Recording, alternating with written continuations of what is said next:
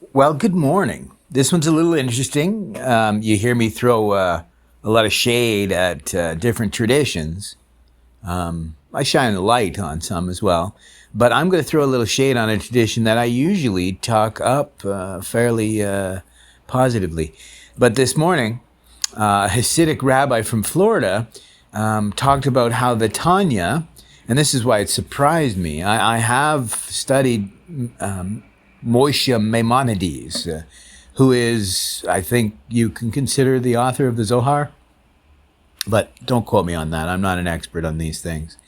But the idea here is Maimonides has never said anything about the Jews having a special soul. But this morning, not only did he say that, but he suggested that in Genesis, that was, right? That only God breathed that ruach, that special soul into the Jew. The rest of us just got a natural soul that, God spoke of because it takes extra energy to blow. Now that shocked me because, like I said, I haven't heard this, not having studied Tanya directly. So this essay is about how you can't other people. And if it's at the very heart of Hasidism, it is built on a contradiction, right? Because Chesed is the loving kindness of God, right? Love and forgiveness and kindness all in one, a love that we only strive to embody. I think this is the beauty of these archetypes, is to be someone who can love without smother and allow people to grow. You know what I mean? Something that's so hard for us people to do. We were talking about this yesterday in one of the chat rooms, how the Buddhists have this idea of empathetic joy that we usually don't, right? That we need to, I think it's mudita, don't quote me though. I've been packing in a lot of books into the brain since I was studying my Buddhism. As Nietzsche said, sometimes you need to forget. But I think what I want to talk about today in this essay is the opposite of that, is sometimes we need to rethink. So without further ado, here is today's podcast, which I have entitled, I got to go way back to the top here. Pardon me. I review this stuff, try to catch most of the mistakes before I go live. But I entitled it, The Paradox of Divine Love and Exclusivity in Hasidic Thought. Now remember, this isn't just in Hasidic thought. It can be applied to so many cults, traditions, tribes, whatever you want to call it. So in the rich theological traditions of Hasidism, the concept of Chesed, God's loving kindness, is central to understanding the divine nature and how humans should relate to the world. Yet in certain strains of Hasidic thought, particularly those influenced by Kabbalah, a paradox arises. While God's love is meant to be boundless and inclusive, some interpretations of Jewish identity claim that Jews possess a special divine soul, making them spiritually distinct from non-Jews. And what's funny is this Hasidic rabbi claimed that you can become a Jew. Sometimes it takes a tremendous amount of education to believe some of this ridiculous stuff. But I go on. This theological distinction between Jews and non-Jews raises serious ethical and philosophical concerns.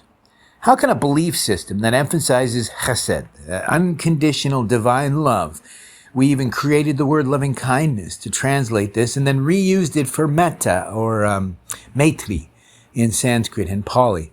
It means the same idea, loving kindness beyond our normal capacity. Right?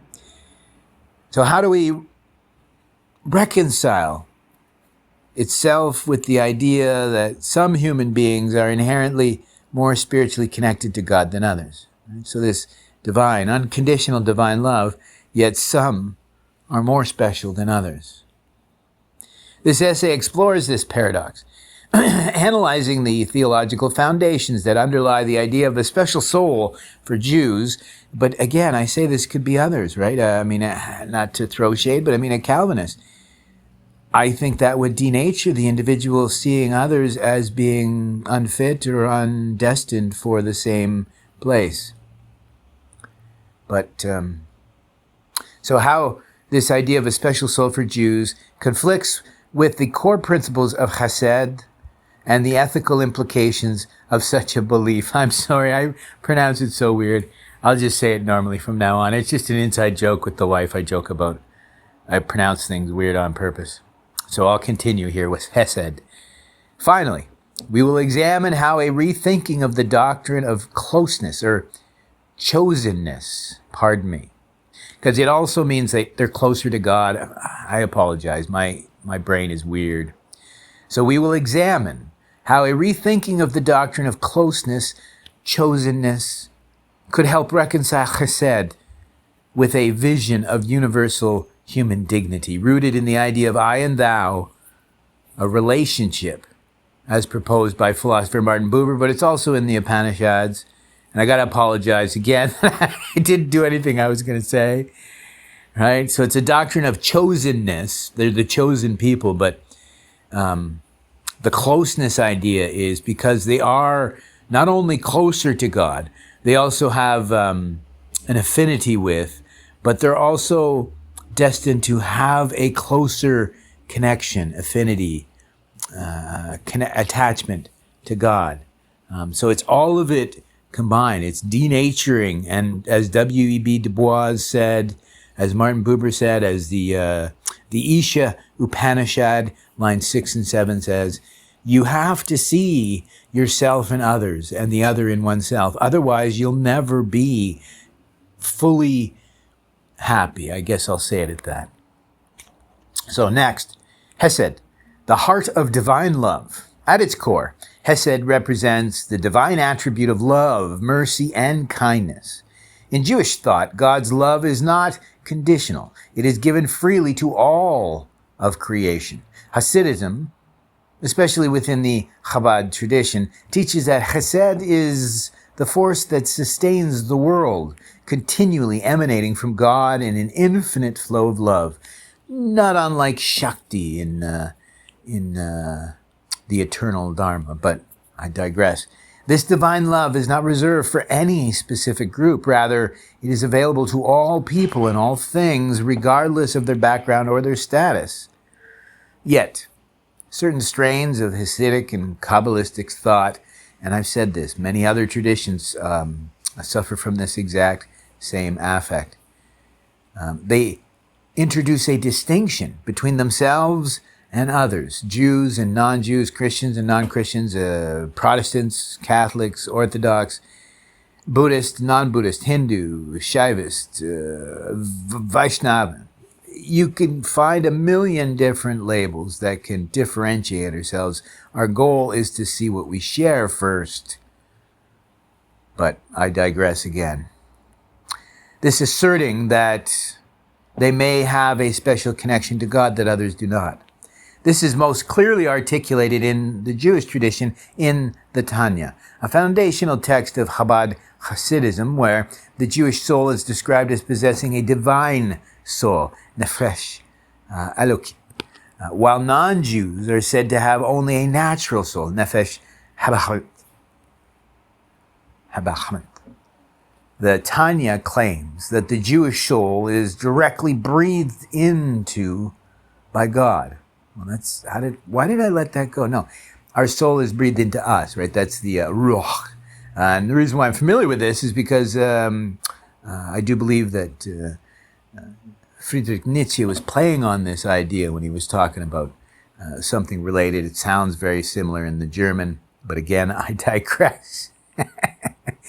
But there's a soul that's breathed specifically into Jews by God, whereas, like I explained before, our natural soul is given, but it is spoken unto us. Right? Non-Jews, in contrast, are seen as having a soul that is not inherently divine in nature, although still created by God. I don't know if I would say that. I would say that they're not that bad. They see themselves as closer to God. How can I explain that? They They have a T1 line to God, and we have a dial-up, right? We have more in the way of connecting to our divine source, if that makes sense. That's how they would teach it. But again, I digress.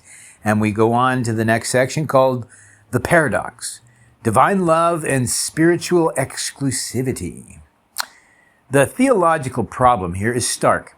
If God's love is Chesed, unconditional and infinite, how can it be that some people are spiritually closer to God simply by virtue of their birth?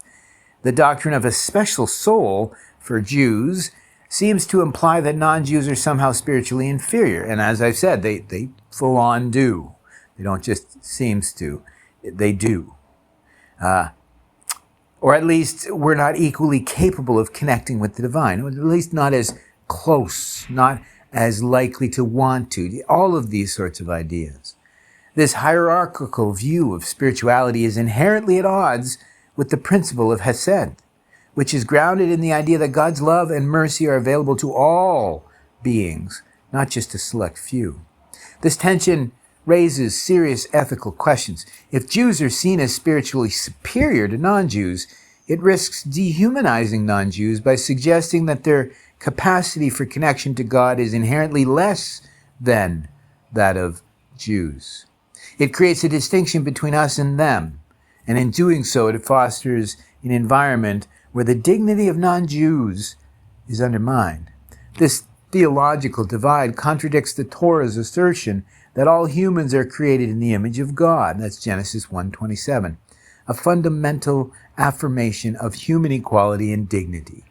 That's funny because I meant to put in the Hebrew with that as well. But next section, the ethical consequences, dehumanization and division. So the belief that Jews have a special soul, is not just a theological abstraction. It has real-world consequences. It can lead to a form of spiritual arrogance or exclusion. Them and us. It, rather than a thou. This can lead to where Jews view themselves as inherently more deserving of God's favor and, by extension, more morally or spiritually capable than non-Jews. This can perpetuate division, creating a hierarchical worldview in which Jews are the chosen people and non-Jews are seen as lesser or spiritually incomplete. Now, don't misunderstand when I'm talking about this. I argue that they can claim this ritually, culturally, systemically even. Because I talk about this, I stole from the Jews, how they study, how they live, how they inhabit their faith. I use this to understand how we can make our education better, right? They pair off and they challenge each other to learn and understand this material, which is something that we don't do as a species broadly anymore. Am I right? We don't value education, which they do, but it's all part of their faith. So arguably, if they were to get away from this belief that they are better than others, rather than just being more devout, more committed, and in a world when devotion and commitment are rare, if not almost extinct, I would argue that would make them a chosen people, but only because of their own discipline, not because of being chosen. If you read the Bible, my opinion, my takeaway is God chose, when he talks about that, he chose to bring the message to the Jews because they were a simple people with a simple language, not as an insult, because I don't think God would be going around insulting people. What I mean is their language was simple. It was unlikely to be confused, right? Look at, Genesis 10 or is it 11? Pardon my memory. The Tower of Babel. What are we living in today? I have a copy of every English translation of the Bible. I have a Spanish and a French and a Hebrew, Greek. I don't have Latin, which is funny. But you know me. I actually personally think that Latin is kind of a fake language, but that's a whole separate discussion. And once again, I digress. So I continue on with the essay. Historically, this idea has contributed to social and political tension. While Jews have often been the targets of oppression and persecution, the belief in their spiritual superiority has sometimes fueled a sense of separateness and alienation, even from those within the broader Jewish community who may not subscribe to such a view. Additionally, this sense of exclusivity has contributed to anti-Semitism, as outsiders perceive the claim of a special soul as a threat to their own dignity or value. I tried to get this in here, talking about Martin Buber and W.E.B. Du Bois. Right? It's psychology itself. When you see someone as less than yourself, it denatures your humanity as much as it does theirs in your eyes. And as W.E.B. Du Bois said, when you look in the mirror and you know you're fully human, but other people treat you as less than, that does denature you if you internalize it. And how can we not? Right? But I digress again, and you get an idea of what the podcast used to be before I scripted this stuff. For the first 4.5 to near 5 years, the podcast was almost exclusively ranting and raving off the top of my head, or whatever the subject would have been on the week. But I think I've talked about this, that the podcast was my way of writing my mythos, writing my narrative, writing my history, and being limited in how I could make manifest my meaning, make sense of my journey. So I did it with my voice. I originally started using voice recorder. Then I moved into uploading it to the podcast. And in the meantime, I have been playing with it, saving some of my writing. What I did is I riffed off of, like you're seeing here today, watching on a social media. And this rabbi mentioned something that I find kind of tough to justify. And I would go down this deep, dark, what would you call it? Information, or a passio hole, or the cave, right? Going back in to the cave to bring out, insight and understanding for the rest of us. But I digress. I continue. Moreover, the belief that Jews are spiritually distinct from others can inadvertently lead to self-victimization. When a group consistently holds itself as chosen or better, it may simultaneously position itself as the perpetual victim. This creates a dynamic of self-fulfilling prophecy where oppression begets alienation and alienation perpetuates further oppression. The cycle of victimhood and superiority feeds upon itself, causing both internal and external harm. Rethinking chosenness, a universal mission. If we are to preserve the idea of chosenness within Jewish thought, it must be reframed in a way that aligns with the core principle of Chesed, God's love for all creation. Instead of viewing chosenness as a mark of inherent superiority, it should be understood as a unique responsibility or mission. Jews could be seen as having a special role in the world, to be lights to the nations, to bring God's love and wisdom into the world through acts of justice, kindness, and ethical behavior. Oh, geez. And see, that's the thing. I was getting weirded out that, how some people thought that Nietzsche was anti-Semitic because of the way his sister edited his works.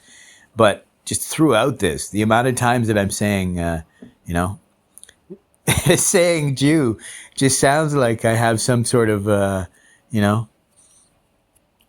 secret agenda or say. It's just quite hilarious. But no, I'm quite enamored with this special covenant that the Jews have with their faith and their culture. And I argue that this issue is simply denaturing their very mission to bring this universal love and compassion and make it manifest in the world, right? The tikkun olam, right? The repairing the world, their mission, right? Or even another idea that I really do half wonder if my misspent youth in theosophy, that Madame Blavatsky and her idea, right? And I have this, the letters from the Mahatmas, this belief that the Kabbalists share, that there's 32 perfect individuals holding the world up. And I love that as simply allegory, if that's the correct term I'm using. This idea that there need only be a few people living for others, right? That's what Nietzsche, he thought the Buddhism was near perfect, except there would never be enough people in the world to live for others rather than for themselves. And I argue we don't need a lot. We just need a few people practicing imperfectly. And arguably, maybe we just need a few hundred more people practicing imperfectly to get us where we're going, to keep us on track. But that's my take on this, is that we can see, right? I've been misunderstood that I'm trying to take little pieces from different traditions, right, to piece together a new tradition. It's not what I'm doing. What I'm seeing is universal messages in each one of these traditions, but also pieces that work. But don't misunderstand. I really do believe, like the Carmelites, that any tradition, if it's based on faith and compassion and commitment to these, I don't know, what would you call it? Universal truths or essential ideas. I think they can all be reformed within their traditions. We don't have to tear anything down. And no deconstruction here. It's simply reconstruction or recontextualization. The way I translate the idea of, no soul in Buddhism. I call it a recontextualization of the soul, a metempsychosis in Greek, but not a reincarnation, right? A rebirth of the self. Over and over again. I mean, I even heard that today when I was doing some studying on tertins and terma. These are revealers, treasure revealers in the Tibetan tradition. But they failed to explain when they were talking about that the Barathadul, the Tibetan Book of the Dead, or it's technically called the Book of Natural Liberation in the Between States. And they forget that it's not just about the one bardo of the death state. It's actually all of the bardos, all 6 of them, as we carry ourselves through our lives, our awake state, our dreaming state, our in-between state. All of these bardos are an opportunity. That's what makes me a tantric practitioner, a mystic in a sense, is because I don't see a demarcation between ritual practice and reality or manifestation or embodiment, right? I feel there's no difference between the two. And I think that is why I can go into another tradition and feel as at home as I would within a tradition I might call home. I think that's partially why I can be so androgynous, theologically. I don't know. But I digress again, and I apologize. And I continue with the essay. I say, this interpretation of their chosenness, their specialness, their closeness, this interpretation would allow the doctrine of chosenness to serve as a call to action rather than a claim of inherent spiritual superiority. And I love that because it can be anybody who identifies as a seeker, right? It's an empowerment, simply not by tradition, but by a commitment. If Jews are chosen, it is to fulfill a divine mission that benefits all of humanity. And that's the Bodhisattva vow. And I was reading about the Tertans, this idea that if you take a Bodhisattva vow, a vow to be reincarnated until all beings are liberated of their suffering, well then you may be a being that's already made this vow over and over again for 1,000 lifetimes. It could be 10,000 lifetimes before you see any sort of, progress. But that's our human nature. We don't see incremental progress. So what we need to stick to is the devotion and the commitment, not the progress. Because it's in the devotion and the commitment that we see our certainty. Because we'll never see certainty in our progress, because we'll always, because of our negativity bias, we'll always think it's not going as fast. I mean, that's what, the Parkinson's law, right? No matter what task No matter what time frame you give a task to be completed in, it'll still take as long, right? The task will grow to fill the time you give it, right? You got a task, you give it an hour to complete, it'll take an hour. You give it 2 hours, it'll take 2 hours. You give it 30 minutes, it'll take 30 minutes. And I believe that's exactly what we're living with here. So many of us, I can tell you that's one of the most common questions is about reincarnation in Buddhism. And that's not anything that I would ever teach, right? Because I don't believe that the teaching, and I'll give you a quick little insight. I believe the only teaching that the Buddha ever gave on reincarnation is the Flower Sutra, where Makashyapa, I think it was Makashyapa, but don't quote me on that. One of his disciples asked about reincarnation, and all the Buddha did was pluck a flower and raise it up. And the simple translation of that sutra, the meaning is, we are that flower, no longer connected to source, right? So we are slowly dying every moment, moment to moment. So we have to embrace, don't be asking about the next life, because there's no guarantee of that, right? Everything's impermanent. So you only have so much time. So get at it. That is what evolved into Zen, Dzogchen and Chen in China. It's simply embrace this 1 in 100 trillion chance you've had to be this special flower. But remember, you're no longer connected to source while you still identify yourself as the flower. But I digress. But in this framework, Chesed is no longer a force that divides people into groups of chosen and other. Instead, it becomes the very means by which all people can connect with the divine, right? This universal freedom. I love that I used to love to teach that, the divine nature. We all have Tathagata Garbha. It's our Buddha nature, but what it is a storehouse of Buddha nature. But even better, Garbha is like a womb. So you're giving birth to your Buddha nature that you always had. What is it? I can't remember it in Sanskrit. It's phronesis in Greek, but it's this idea that you had just forgotten about it. It's something that was always there. You just had to awaken to it, right? Think of it like our connection to source is hidden behind the drywall. All we had to do was pull away the outside wall that was hiding our connection, but we were always connected to source. We just never knew. We never paid attention, or as Yeats said, we'd never allowed our senses to rehome from our childhood to be able to realize these truths for ourselves, right? So this idea, this interpretation, no one is spiritually better than another.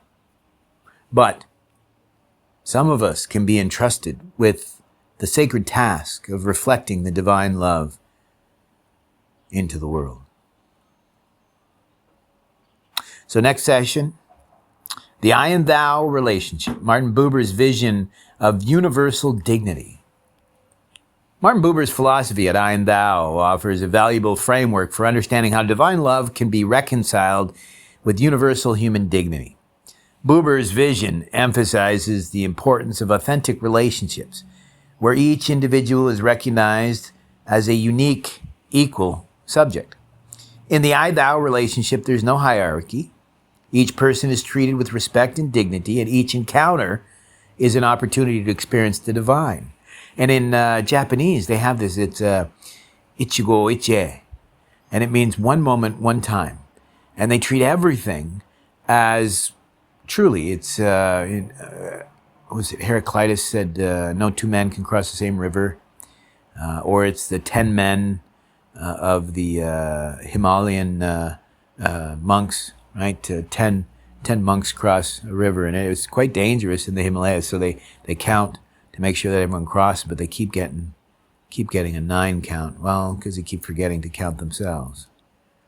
But at the same time, what is the construct of the self? I'm I'm smack in the middle. I'm actually both a Madhyamakan and a Yogacaran, where I believe that everything is a construct, especially the self, but even the self is a construct of the mind. So everything's mind only, consciousness, it's both. It's a superposition. And if Jewish thought were to embrace this vision, Buber's vision, the vision in the Upanishads, it would mean recognizing that all people, regardless of their faith or background, are equally capable of embodying the divine spark. The relationship between Jews and non-Jews would no longer be defined by exclusion or superiority, but by mutual recognition and respect. This would allow Jews to fulfill their spiritual mission without diminishing the value of others, promoting unity rather than division. And honestly, I would argue ignorance seems to be the biggest barrier, right? Most people don't understand anything outside their own local milieu, right? So in conclusion, the paradox of divine love and exclusivity in Hasidic thought highlights a fundamental tension between the core principles of Chesed, loving kindness, and the notion of spiritual hierarchy. While the belief in a special soul for Jews may stem from mystical interpretations, it is ultimately incompatible with the universal, unconditional nature of God's love. To reconcile these ideas, the doctrine of Chosenness must be reinterpreted as a responsibility to share divine love with all people, rather than a claim of superiority. By embracing a universal understanding of divine love, rooted in the ethical vision of I and thou, Jewish thought can affirm the inherent dignity of all people, transcending division and fostering a more inclusive and just world. And I argue it's not much of a shift in an understanding, because they do embody this devoted to their mission ethos. So we can't take that away from them. But I argue, imagine how many allies they might find if we no longer taught it as them versus us. But, so on that plan, oh my gosh, I sure can stretch out an episode, can't I? I try to write them in about 10 minutes. Sometimes they're a little bit longer. Today I didn't specify any time. I just went with it because, like I said, I just happened to have been watching, he does a daily little talk on whatever it might be. Just happened to catch what he was talking about, but he went all in on this idea of the special soul of the Jew. And I'm thinking, well, wait a minute. I mean, that's at the very beginning of the Bible where, it was all of us. Like I said, I put it in the prompt. I said, like, how can they justify this, right? Like, is Adam only, but what about Noah? I mean, it just didn't seem to fit with the theology or But I think it's a slight shift. And I'm sure if I were to talk to one of these rabbis, they would completely agree and say, no, it's not that we're different or special or anything like that. It is exactly this, what would you call it? This attunement they have. So we all are given the discernment. It's just some of us are more attuned to that, right? That's Deuteronomy 5 and 6, this idea that you were given this discernment to know right from wrong, and hopefully we have a heart that will use it, as it were. But I digress. So have an awesome day. Thanks.